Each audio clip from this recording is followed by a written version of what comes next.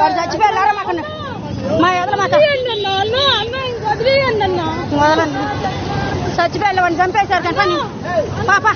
వినుకొండలో జరిగిన దారుణ ఘటన స్థానికులను తీవ్ర భయాందోళనకు గురిచేసింది. సాధారణమైన విషయంపై ప్రారంభమైన వాగ్వాదం ఘర్షణగా మారి చివరకు రక్తపాతం సృష్టించింది. ఇంటి ముందు ఉమ్మివేశాడని చచ్చేలా కొట్టడం తీవ్ర వివాదాస్పదంగా మారింది. బాధితుడు ప్రస్తుతం చికిత్స పొందుతుండగా పరిస్థితి విషమంగా ఉందని చెబుతున్నారు. ఈ ఘటన ఏపీ వ్యాప్తంగా సంచలనంగా మారింది. వివరాల్లోకి వెళ్తే వినుకొండలోని ఓబయ్య కాలనీలో నివసిస్తున్న రాంబాబు అనే యువకుడు సోమవారం రాత్రి ఓ ఇంటి వద్ద ఉన్నప్పుడు ఉమ్మివేశాడట.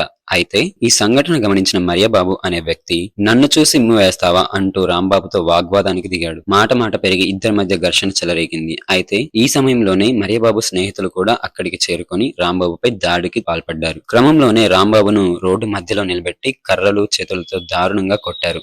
వారిని కొంతమంది మహిళలు అడ్డుకునేందుకు ప్రయత్నించినా దుండగులు పట్టించుకోకుండా విచక్షణ రహితంగా దాడి కొనసాగించారు. అంతటితో ఆగకుండా కింద పడిపోయినటువంటి వ్యక్తిని అత్యంత పాశవికంగా కిక్రాడ్ తొక్కిన మాదిరిగా తన యొక్క గుండెల మీద ముఖం మీద తొక్కడం వల్ల ముఖానికి గుండెలకు తీవ్ర గాయాలు అవడం జరిగింది. ఈ వ్యక్తి చనిపోయాడని వదిలేయడం వల్ల స్థానికులు గమనించి కొనూపిరితో ఉన్న అతన్ని స్థానిక గవర్నమెంట్ హాస్పిటల్లో జాయిన్ చేయడం జరిగింది. ఈ సంఘటన చూస్తున్న ప్రజలందరూ అసలు వినుకొండలో ఏం జరుగుతుంది అనుకుంటూ తీవ్ర భయభ్రాంతులకు గురయ్యారు. గతంలో రషీద్ హత్య కూడా ఇలాంటి దిశలోనే ఎంత అలజడి సృష్టించిందో మనందరికీ తెలిసిందే. పల్నాడు జిల్లా అంటే రౌడీయిజం కి పెట్టింది పేరు అని చెప్పేసి ఒక బ్రాండ్ మెసేజ్ అయితే దేశవ్యాప్తంగా వెళ్ళింది. అలాంటిది ప్రెసెంట్ మళ్ళీ కంటిన్యూ అవుతూ ఉందని ప్రజలు చర్చించుకుంటున్నారు. వినుకొండలో ఇలాంటి అరాచకాలు స్థానిక ప్రజలకు పరిసర ప్రాంతాల నుంచి వచ్చే దాదాపు 123 గ్రామాల ప్రజలను ఎంతో భయభ్రాంతులకు గురి చేస్తూ ఉన్నాయి. వినుకొండ లా అండ్ ఆర్డర్ మీద ఫోకస్ చేసి పోలీస్ వాళ్ళు ఇలాంటి అఘాయిత్యాల్ని, గూండాల్ని, రౌడీయిజాన్ని అరికట్టాలని ప్రజలు ముక్త కంఠంగా కోరుకుంటున్నారు.